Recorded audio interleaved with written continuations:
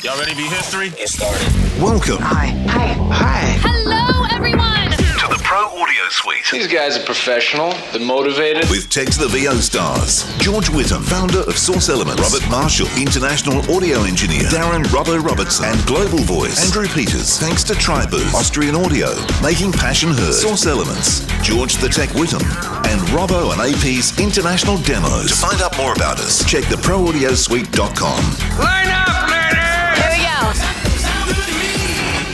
And don't forget the code TRIPAP200. That will get you $200 off your Tribooth. Now, I should say before we start the show, a disclaimer. What you're about to listen to is what we would not advise voiceover actors to do. Yes. That's all I'm going to say. Do as I say, not as I do. Yeah, exactly. We have a special guest today from Centrance, Michael Goodman. G'day, Michael. Hello, gentlemen. Pleasure to be here. It's lovely to have you. Now, today's review is about Centrance itself, but also the English channel. And I know two of the people are using English channels as we speak.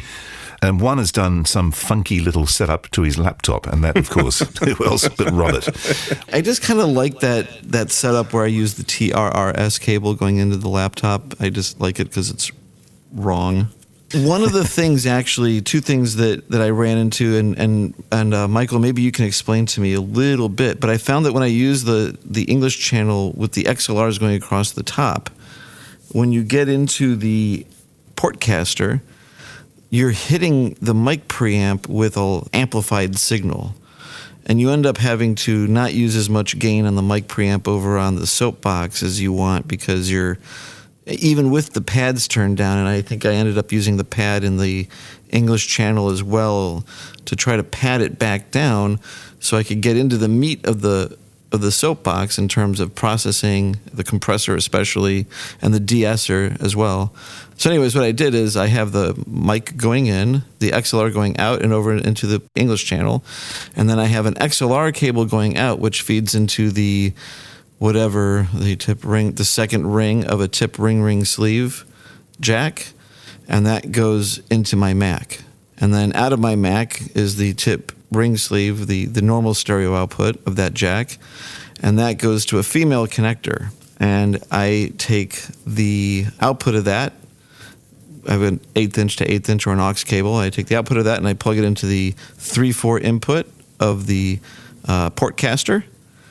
And I also take another 1/8 inch cable, aux cable, and I go line out of the English channel and into the phone TRRS input of the Portcaster as well. And that's how I monitor my own voice. So I have two knobs on the Portcaster. I do not have a USB going into the computer, just a USB going into the power, headphones, 3/4 being fed in, which is the computer return, and my microphone coming in through the TRRS channel 2 input. So I have the 3/4 knob for you guys, and I have the channel 2 knob for my own headphones, and voila, fully processed microphone with EQ using the built-in Macintosh input and output through a TRRS cable. Doesn't sound too bad, does it? Well, first of all, I have to hand it to you. You get the prize for the most creative, innovative use of this technology. And it still sounds good. Can I just say also the most convoluted? Seriously. I guess it is a statement about the universality of this thing, because I hadn't thought about that use. Normally, what we'd recommend everybody to use is the English channel takes a microphone on the input and gives you a USB output that you plug into your computer. It does have really high quality analog to digital and digital converters inside. So we believe it's better than the converters inside of a typical computer, such as a Mac or PC. And therefore, you'll get more audiophile sound quality that way. But look, I mean, there's so many gazintas and gazautas in that thing, you can probably slice it many different ways. Well, here's where I came up with that setup. And I decided to do this setup because I wanted to use the SoBox and the full processing, and I wanted to do something different as well. But where I first came up with that setup, and I think it works really well, is with the Jasmine mic pre. Because then it's the same thing. You have the XLR feeding out, and then you have the computer just return back to the line input, and the Jasmine mic pre itself, the headphone already blends your headphones, your input, your mic input with the headphones, so you don't need the second aux cable that I'm using here. But it's certainly a great way to literally use the Jasmine mic pre with a computer if you just want to get the Jasmine mic pre. That's actually true. And to be honest with you, we have received feedback about the Jasmine mic pre. One thing that it sorely lacks, apparently, according to some users, is a USB audio interface. People are like, why don't you just put a USB jack that actually does audio on that thing, not just power? So then the Jasmine Preamp basically turns into a Mic Port Pro with a line-level input and a mixer so that you can bring some music into your program or just listen to a backing track and sing along with it or play along with it, something like that. It really just becomes a Mic Port Pro at that point with a slightly better preamp. I don't think so. It becomes like a Focusrite Blue ISA 1 where it has a Q mix input or a return channel so you can monitor in low latency what comes out of your DAW. If it had a USB audio interface, then it would be exactly like those things. No, the Focusrite ISA desktop is not an audio interface. It has no USB, but it's a preamp with Q return channels so you can monitor low latency out of your DAW. There's not a ton of mic preamps that do it, but the Jasmine does it too. And it's a super useful feature even without the USB interface. In developing the English channel, we had to face a couple of decision points because originally it was actually 4 devices. It was the Jasmine preamp, followed by the Dynamics box, followed by the EQ, the black cab, and followed by the audio interface, which is the Portcaster. But 4 devices, that just looked like a lot in front of you. Just looked way too complex. Yeah. So a couple of voiceover actors, heard about that, and they're like, can you please put the preamp inside of the SoBox? So that's what we did, and thereby we made Jasmine preamp pretty much obsolete in our product line. It's a foster child, sad to say. I liked it. So the preamp is the same in the Jasmine as the SoBox? Yes. Can I ask, what's the preamp in the Passport? The preamp is the same all across. So that's we call it the Jasmine preamp. It's a custom designed discrete transistor preamp with dual stage. But the Portcaster doesn't have a Jasmine Portcaster preamp, is Portcaster with a very small modification. It's basically the same as Portcaster. So it is a Jasmine preamp in that one as well? Yep. Everywhere is the same preamp. Oh, so basically all your preamps are the Jasmine. What differs between products is the amount of gain available. So Jasmine preamp, if you need like the possible, like theoretical lowest noise. So somehow it's different. Somehow, even though it's a Jasmine preamp, it's a better Jasmine preamp. Yeah. So we monkey with the gain inside the unit. Well, because the Mic Port Pro, that's got, I think it's 65 dB gain, is that 65, correct? And then SoBox has 70, and the Jasmine preamp standalone has 74 or 75. Wow. Yeah, Okay. so there's like a 5 dB jump, and then there's a corresponding price difference. I haven't got one, but I know that generously you're going to send one for a review, the Mic Port Pro, and I know it's been around for a long time, but this is the latest version of it that you've got, which has been around for how long now, the newer one? The latest Mic Port Pro has been around since, I want to say, that 2018. The first Mic Port Pro was what, 2008? 2009. 8. You're right, 8. I still miss my original. Well, someone's got it and they're enjoying it. Yeah. Some bastard. Hello. Yeah. And probably got your laptop as well. Yeah. He's got both the laptops. Oh. He got a bag full of stuff. No, it might not be a he. Come on, let's not get sexist here. Yeah.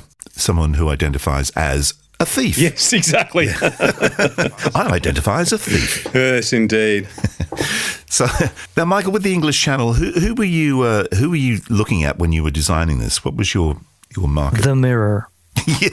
I actually, before you answer that, I actually want to take you one step back inside your twisted mind. I appreciate that. Where did you come up with the idea for this? So the name of the product. The English channel? I'm curious about the name. The name obviously it uses British EQ and everything else from a channel strip on a British console, analog console, and therefore it's called the English channel. So it's a channel from a British console.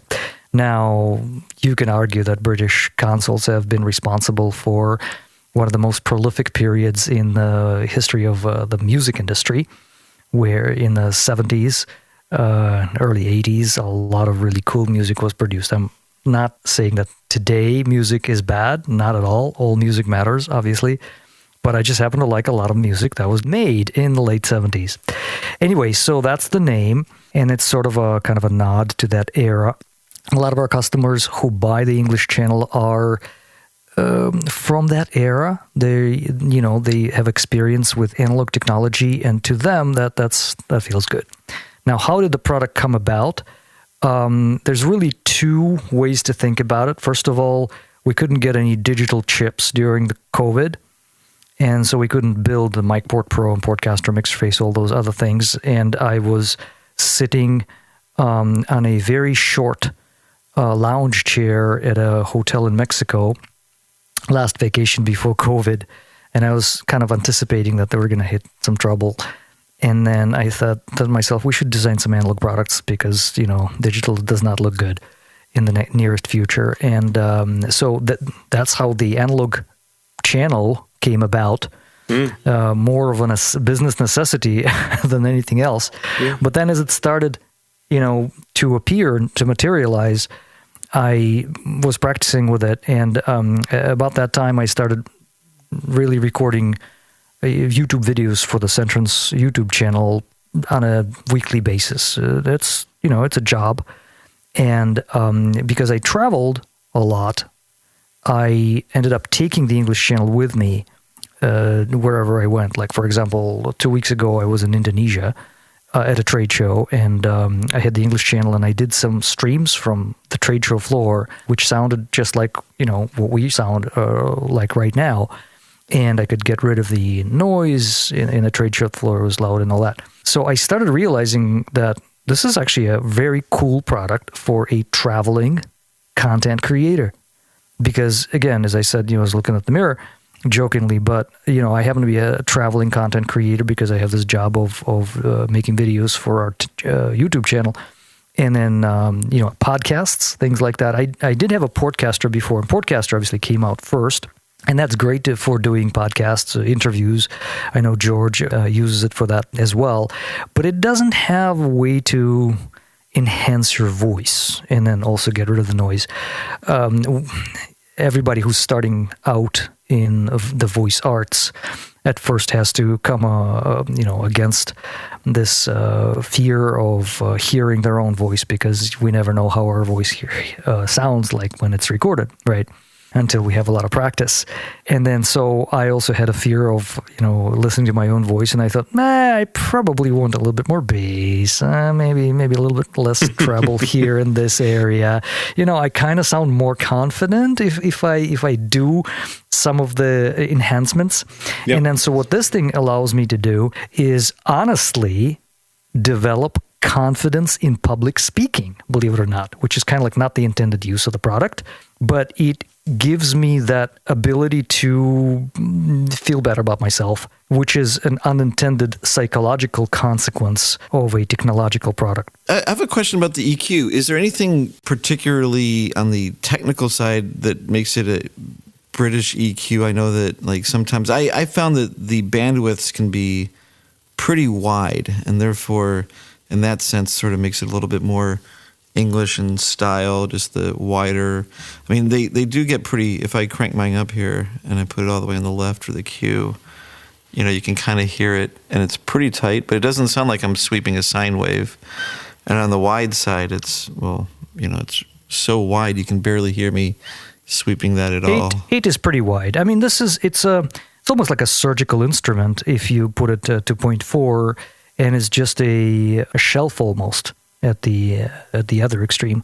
The frequency response of that thing is quite wide. I don't have the spec sheet in front of me, but I wouldn't be surprised if it goes up to almost 100 kilohertz. So it's very wide. It uses modern circuitry. I mean, this is not the circuitry from the 70s and the 80s, of course. There's been a lot of breakthroughs in analog technology since then.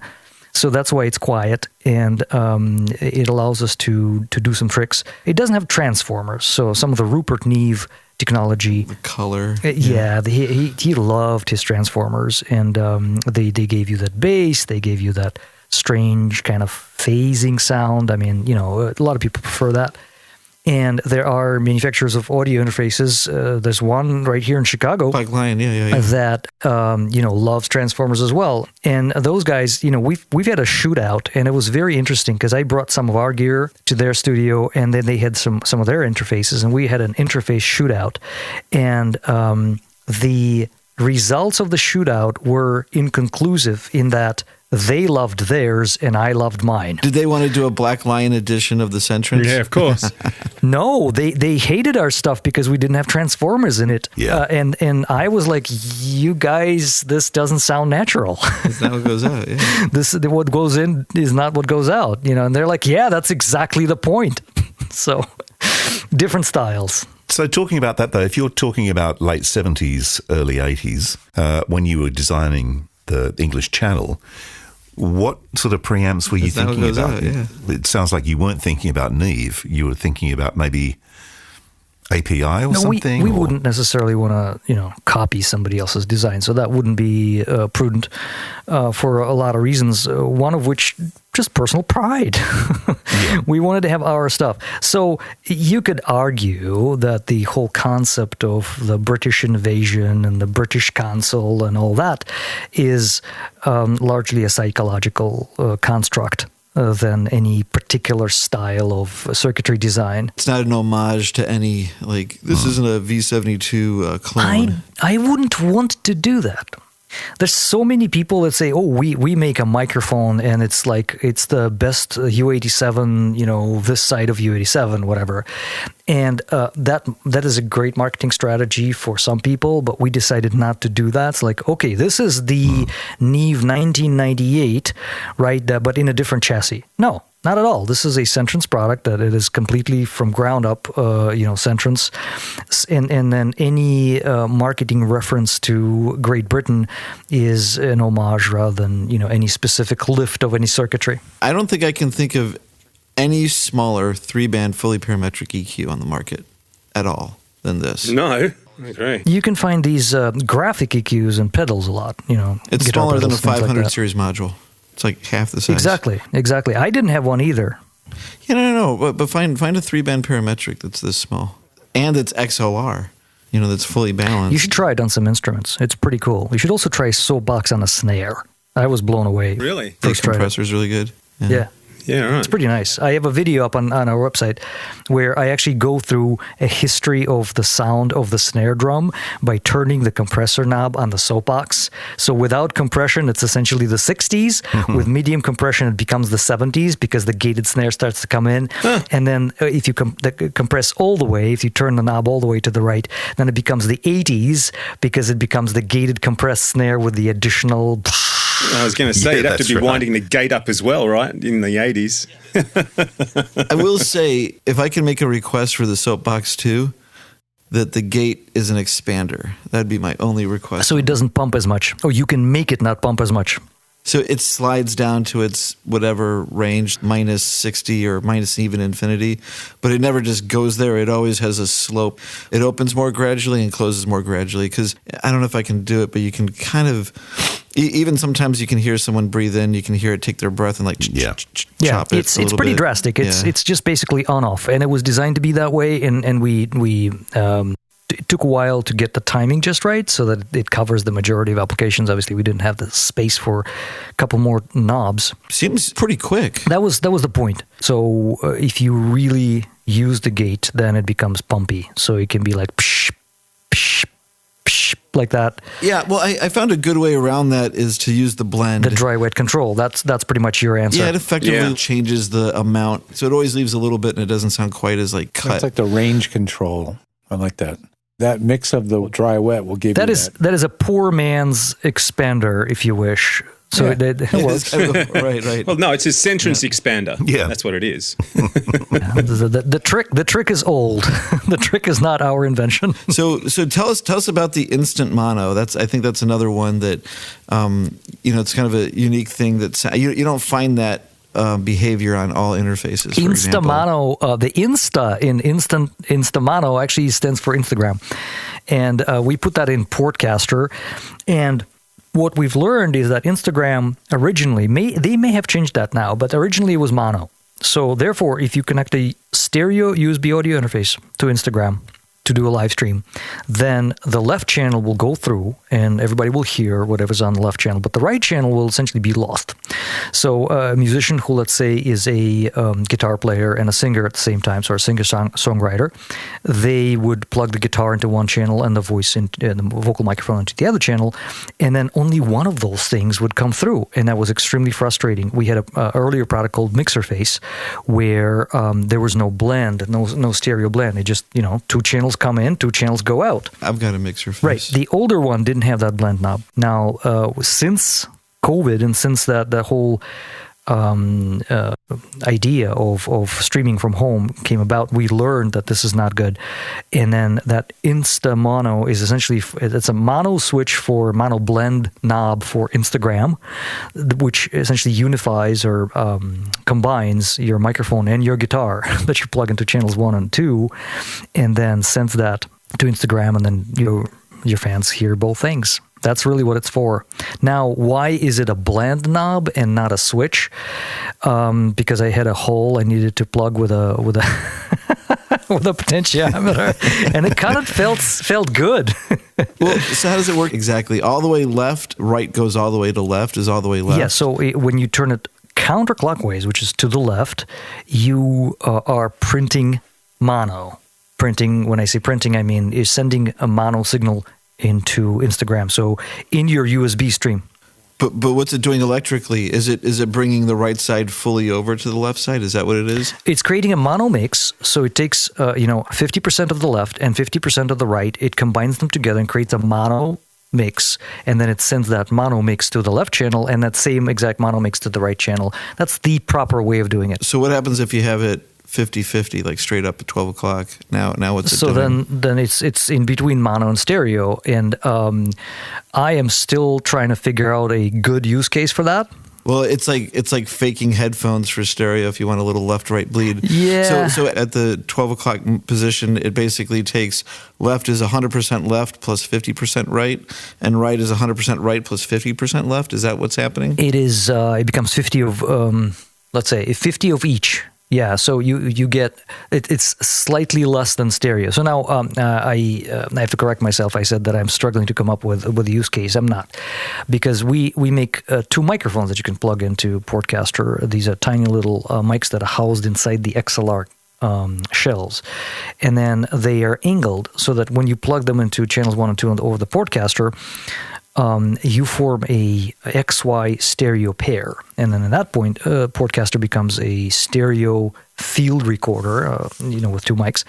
And then you can record a concert, a band, whatever, or sounds of nature, animals. We have people recording all kinds of things, creeks, mountain creeks. And then, so there, what you can do is you can record in like full stereo, but sometimes if you're way too close to the source, the full stereo might actually sound uncomfortable. So in that case, you might want to reduce the width of the stereo perspective slightly, and that's where the mono stereo blend, ability to kind of go gradually between the two comes into play. Because I've stuck this actually. Big Sur in California about a year ago, and I recorded the sound of the mountain creek because I thought it would be cool, and I stuck the Portcaster on a rock right next to gurgling water, right? And I realized that the two microphones recorded completely different sounds from water hitting the rocks, and it actually sounded like way too much stereo. So I had to blend it down a little bit, and then it was a little bit more listenable. That makes sense. I can't think of one product that has that. George, can you think of any other product that has that? No, can't. It's one of those majorly missing features of like almost every other standard stereo interface. Like if you look at a Scarlett 2i2, people try using a Scarlett 2i2 all the time to do things like this, and then they get frustrated when one person's voice is in the left and the other one's in the right. And that's not what they need. What they needed was a mixer, but they're using interface, and they just don't conceptually understand what the difference is. It's just... That is a unique feature. That pan moves someone to the left or right is a very unique feature to these Centrance interfaces. And you don't see the input pan on any device.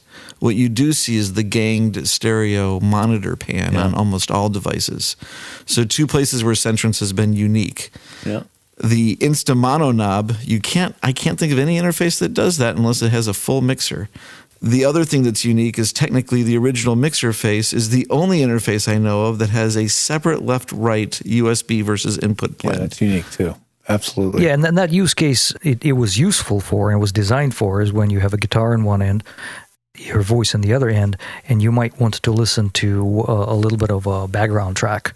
And that gives you a blend between the guitar and the voice in the headphones. It essentially affects the headphones, right? So you can keep your levels where you want them with the 2 level knobs, but you can adjust your headphone mix with those 2 other knobs. But you couldn't affect your head. You could affect the blend. You could blend in more of your input than your output. But when you played back, your mix was different because it wasn't really. Yes, this was for monitoring only. Totally. So what then is interesting also is the original mixer face, and I'm not sure if this one has, but the original mixer face at least also uniquely had a mono switch for the output, so you could at least hear the 2 centered. You weren't recording them centered, but it has a mono switch. And is that in the Portcaster, or does that switch go away? It's still everywhere, and I have to say it confuses a lot of people, including famous YouTubers. We won't name names, but essentially, this thing was designed to be so flexible. It's useful. We possibly overloaded it for like an average user. So I have customers who are tweaks and they love it because they can use it in so many different ways. But for example, the mono stereo monitor switch allows you to print in stereo but listen in mono, right? Whereas the mono stereo blend knob, you're listening to whatever you're recording. So if you're blending with a mono stereo knob, you're actually printing mono, which is an important distinction. And again, I can't think of any interfaces that do this. Most interfaces don't give you these types of choices. They're just features you can't find on a Focusrite or something like that. That's more for videography, things like that. So there's also a third, there's a line output on the Portcaster, and then that allows you to record to essentially 3 places. So you can use the Portcaster to send your audio to 3 separate recorders, one being the internal SD card recorder, one being the USB, whatever it is that you're recording to or streaming live to, right? And then the third one, the line out, goes out to the camera. So that's for video applications. And then you can record audio onto the camera as well. Can I give you a total feature for that? Go. Okay, so you're recording stereo audio onto the internal card of the Portcaster in this case. Yes. And then you have the line output stereo, technically, going into the camera, right? So put a timecode generator in this thing, record 3 channels of timecode onto the Portcaster, and then drop 1 channel of timecode. It's been brought up. So far, we've dealt with people who do shorter things and they just jam sync it, where, if I don't know what the current wisdom is, but, about 20 minutes of content recorded. Yeah. It doesn't yet drift far enough. But it's a lot of work still. It's still a lot of work to go find it, Like timecode just lines it up for you. You don't have to go. Yeah, after about an hour, it starts becoming a problem. But, so far, I don't think we've dealt with anybody who's using these for very long periods of time. It's a voiceover artist who's recording for 30 seconds. Or if it's a YouTuber, then again, it's not a long thing. On the SoBox, Michael, on the bottom of the SoBox, and I think I've figured this out, there are 3 link switches for each of the processing, for the gate, for the compressor, and for the de-esser. Can you tell us what they do? We wanted SoBox to be extendable to multi-channel situations. So, for example, for stereo or for multi-channel recording, what you can do is you can actually line up several of these SoBoxes, and you can have one of them control the others in a linked situation. So in a stereo program, that's important because you don't want the 2 channel, the left and right channel, to pump differently. You want them to sort of be in sync. And what those switches do is they allow you to choose. There are 2 jacks there called Smart Link. One is the link in, and the other one is link out. And so you can actually control one SoBox with another SoBox, and one becomes the master, and the other one becomes the non-master. But that's not like the slave of a compressor. That's just controlling the same knob. It's setting the 2 knobs at the same position. Right. there's still two parallel mono compressors. No. If you switch the switch to the remote, then the knob becomes useless on that unit that is in the remote mode. Essentially, it will only listen to what the other unit tells it to do. Ah. Right. And what is the other unit telling it? Is it telling it where to set itself? Yeah, exactly. So because it's a control signal, It's like working on a VCA kind of thing. you can have one SoBox control another SoBox. Wow. Is the VCA controlling the gain reduction? Yes. Or is it controlling the position of that knob? The position of the knob controls the VCA unless you flip the switch, Put it in remote. and then a remote signal controls the VCA, and the knob essentially sits there doing nothing. You can rotate the knob on the slave unit, and it would not do anything because the slave unit would be listening to the signal from the master unit. Okay. So how are we linking those together? Is that the USB connection? The little 1/8" connectors. TRRS, that old we're having an arc here. TRRS comes back. Is it TRRS or just TRS? TRRS. Yes. Oh, are you using the whole TRRS cable for the VCA? Yes, because there's 3 things that we can control: gate, compressor, and de-esser. There you go. All 3 are on one link. You don't need 3 links. One wire. Yeah, one wire gets you linked. That's the smart link. That's cool. Yeah, right. So much innovation in these things. It's great, man. Wow. There you go. Very cool. That's part one of our chat with Michael Goodman from Centrance, talking about the English channel. Next episode, we have Michael back to talk about the Passport VO, the collaboration between this podcast and Centrance. Catch you next time. Well, that was fun. Is it over? The Pro Audio Suite, with thanks to Tribooth and Austrian Audio. Recorded using Source Connect. Edited by Andrew Peters and mixed by Robbo. Got your own audio issues? Just ask Robbo.com. With tech support from George the Tech Whittam. Don't forget to subscribe to the show and join in the conversation on our Facebook group. To leave a comment, suggest a topic, or just say g'day, drop us a note at our website, theproaudiosuite.com.